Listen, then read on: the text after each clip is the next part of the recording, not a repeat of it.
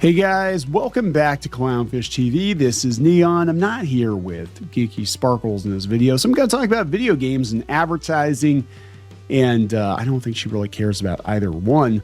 Well, she cares about ads, but not video game ads. So look, Steam has decided that they don't want their developers putting games on their platform. They have gratuitous advertising.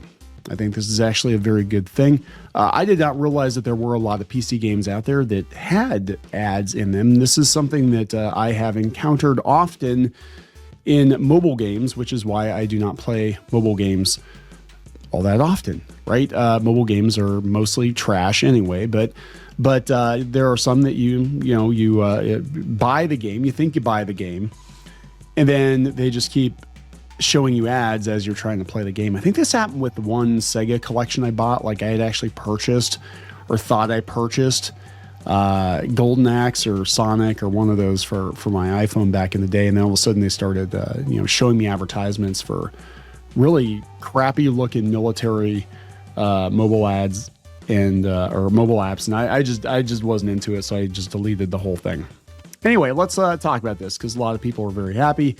Again, I did not realize it was that big of a deal on PC, but maybe some of the dodgier apps out there it is. Maybe, people are having to suffer through a bunch of advertising. I have no idea. Before we get into it any further, please subscribe for more pop culture news, views, and rants, guys. Hey, speaking of advertisements, I got to do this.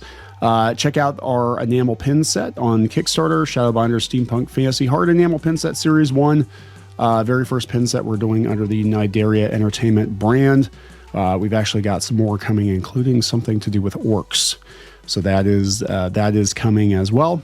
And we're going to be doing a whole bunch of stuff through Nidaria. This is ultimately where we're going to publish all of our games and comics and stuff going forward. So check that out on Kickstarter. You got a couple days left on that. And also you can check out our merch on clownfishminus.com. We've got all kinds of stuff available for sale out there, and thank you very much for the support. So let's get to the actual story because you do not want to sit through any more ads. Eurogamer had it. Valve bans all Steam games that force players to watch advertisements. So Valve has implemented new rules around advertising, explicitly prohibiting games that force players to watch in-game ads.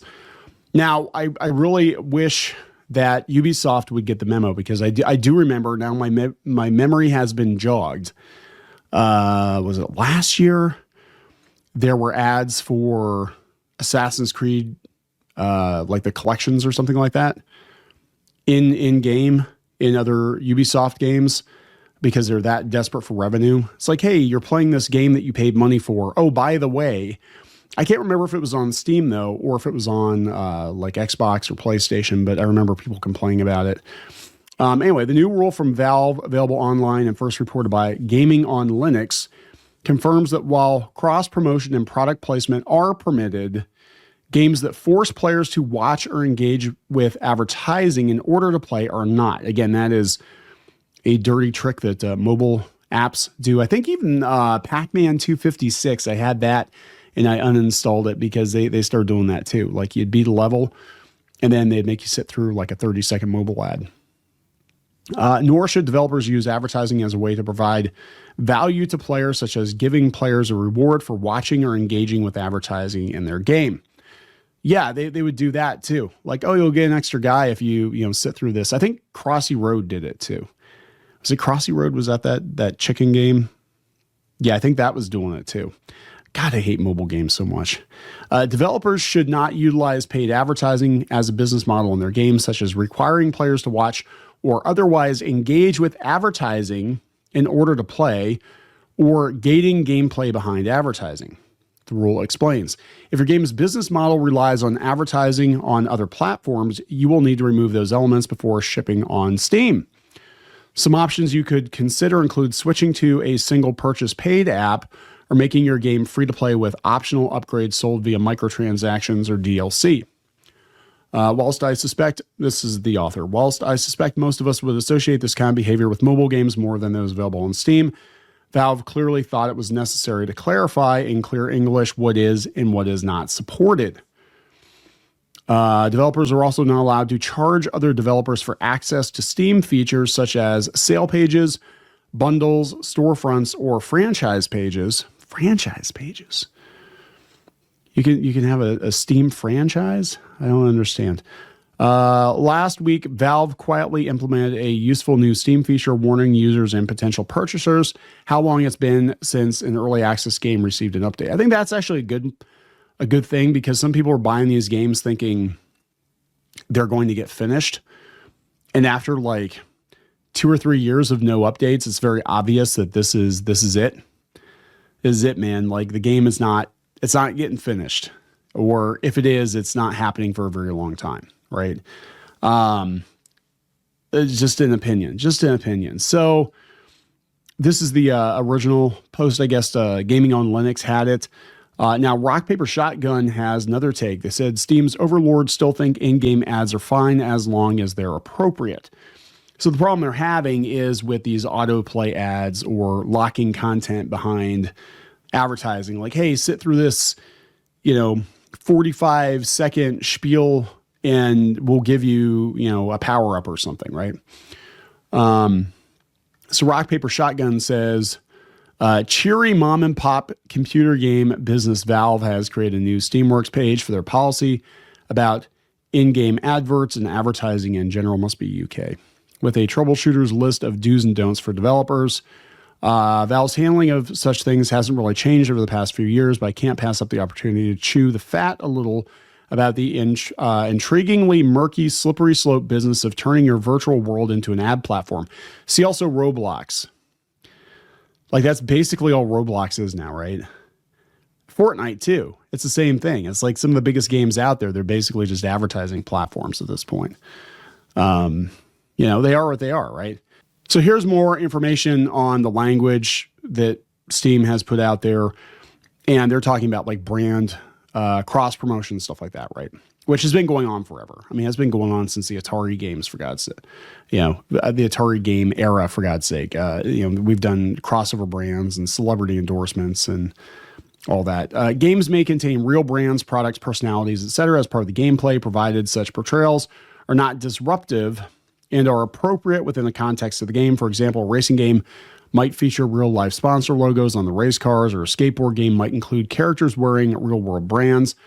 Note that all developers must obtain the relevant permission and/or licenses for any copyrighted content contained in their games. Yeah, well, you want to make sure you do that. That's interesting. So there's an interesting tradition of product placement within games, ranging from signboards for Pirate Sim Overboard and the Galleon Deficient G-Police to Obama campaign ads in Burnout Paradise. That was a thing. They had Obama campaign ads. Wow. Okay. Last year, EA's Andrew Wilson promised that any future measures undertaken by the Battlefield publisher would be very thoughtful. But they're going to do it. They're going to put more ads in games, right? They said, one of the more egregious examples of noxious in-game advertising is the original Alan Wake, the Energizer. Look, this has been going on forever. I'm sitting there thinking, back to Atari, and it wasn't in the home version, but they did have different billboards in the arcade version of Pole Position. Of course, Tapper, famously, they had root beer Tapper, but then they had actual Tapper with Budweiser. So it's been going on forever, right? I mean, since pretty much the beginning of video games. But, as long as it's done organically and not like, hey, you're playing a game, you're in the middle of the battle, and boom, here's a pop-up ad, go buy another game that's 20% off this week only or whatever. That's stupid. While mandatory ad watching tends to be associated with mobile, console, and PC publishers, have tried it too. 2K once add unskippable ads at NBA 2K21, rolling them back after an outcry.